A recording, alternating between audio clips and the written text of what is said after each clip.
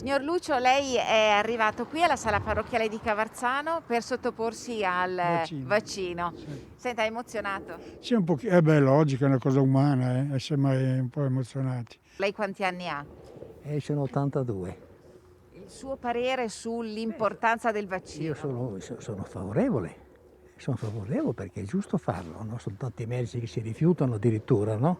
Invece io sono favorevole. Questa pandemia come le ha cambiato la vita? Gliel'ha rivoluzionata? Abbastanza, nel senso che resta nel sottofondo la cosa, però dopo insomma io non vedo l'ora di farlo. Anziani ultra ottantenni emozionati e già in fila prima dell'appuntamento fissato dai medici della medicina di gruppo di Cavarzano che d'intesa con l'ULSS da ieri ha iniziato le vaccinazioni ai propri pazienti. Avevamo molte preoccupazioni perché abbiamo organizzato tutto in tempi molto rapidi su richiesta dell'ULSS e devo dire la verità che siamo stati bravissimi. Quante persone avete vaccinato ieri e quante ce ne sono in programma oggi? Allora, ieri abbiamo vaccinato 250 persone, oggi ne vacciniamo 156 perché è il numero massimo di vaccini che ci sono stati concessi per oggi. Un lavoro certosino, la disponibilità della sala parrocchiale, la professionalità di tutto il personale della medicina di gruppo per 2 giornate impegnative ma di grande soddisfazione. Per gli anziani, la fascia maggiormente colpita dal Covid-19, uno spiraglio. Come le ha cambiato la vita? Ha cambiato molto, sai.